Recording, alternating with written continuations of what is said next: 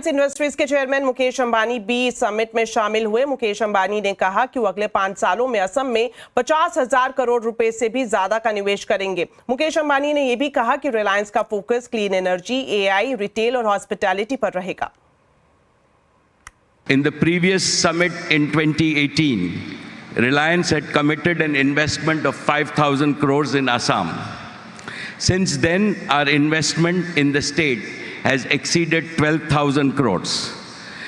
In the coming years, Reliance will more than quadruple this investment in Assam to over 50,000 crores over the next 5 years.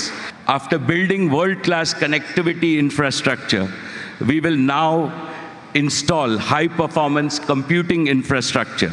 Reliance will establish an AI-ready data center in Assam, which will benefit students with AI-assisted teachers, patients with AI-assisted doctors.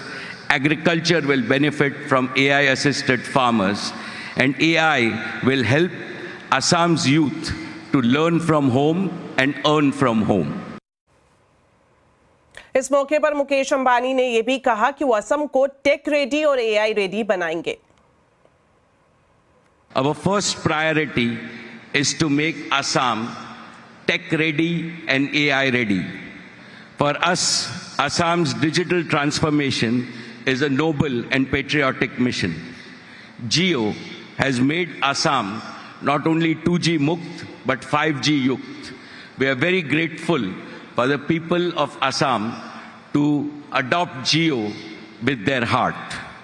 After building world-class connectivity infrastructure, we will now install high-performance computing infrastructure. Reliance will establish an AI-ready data center in Assam, which will benefit students with AI-assisted teachers, patients with AI-assisted doctors. Agriculture will benefit from AI-assisted farmers, and AI will help Assam's youth to learn from home and earn from home.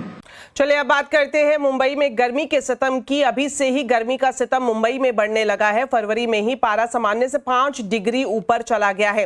मौसम विभाग ने अगले 2 दिन के लिए heat wave का yellow alert जारी किया है। मुंबई और आसपास के इलाकों में कैसा रहने वाला है मौसम, इस बारे में मौसम विभाग के साइंटिस्ट डॉक्टर नरेश कुमार से खास बातचीत की हमारे संवाददाता असीम मनचंदा ने। आइए आपको दिखाते हैं। कल टेम्परेचर्स वहाँ वेस्ट कोस्ट में, जैसे आप स्पेसिफिकली मुंबई की बात करें, शांता क्रूज 38 डिग्री क्रॉस हो गया और रत्नागिरी भी 38 प्लस था। और जनरली जैसे हमारा कोस्टल एरिया के लिए जो हीट वेव का क्राइटेरिया ये होता है कि हम पहले देखते हैं कि जो टेम्परेचर 37 पहुँच जाए और उसके बाद उनका नॉर्मल से डिपार्चर 4.5 से ज़्यादा होना चाहिए। कल ऐसा ही रहा और उसी हिसाब से हम second day heat wave declare करते हैं। तो हमारा अनुमान ये है आने वाले 2-3 दिन वहाँ पे हीट वेव रह सकता है। उसका रीज़न क्या है कि जो हवाएं हैं, जनरली क्या होता है कि सी ब्रीज चलती है, उसके कारण बहुत बड़ी टेम्परेचर्स नहीं बढ़ते। लेकिन इस समय क्या था, ईस्टर्ली आ रही थी, लैंड की हवाएं आ रही थी, जिसके कारण टेम्परेचर्स में वहाँ बढ़ोतरी देखी गई। स्पेसिफिकली जैसे आपने कहा Konkan, Goa, Mumbai region, even Karnataka, even Kerala में भी था।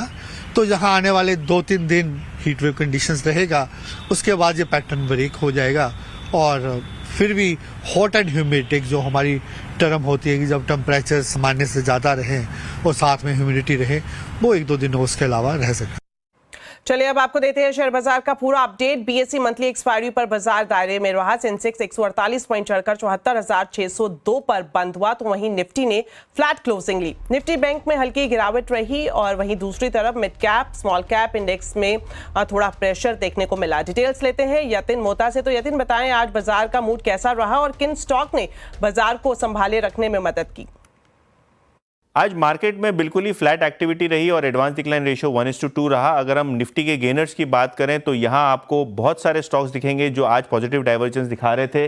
खास करके भारती एयरटेल, M&M जैसे काउंटर्स में 2-2.5% की तेजी देखने को मिल रही थी। इसी तर्ज पे बजाज फाइनेंस और नेस्ले में भी आपको खरीदारी देखने को मिल रही थी। फ्लिप साइड पे, लूजिंग साइड पे आपको डॉक्टर रेड्डीज लैब, हिंडाल्को जैसे काउंटर्स दिखेंगे जहां भारी मुनाफा वसूली थी। इसके अलावा ट्रेंट और सन फार्मा के काउंटर्स में भी लगभग 2.5 से 2% के आसपास की मंदी दिखी। मिड कैप्स की बात करें तो यहां आपको Mankind pharma, max health care, page industries और कोलगेट जैसे काउंटर दिखेंगे जहां अच्छी खासी खरीदारी थी और इन जनरल FMCG और कंजम्पशन नामों में खरीदारी थी।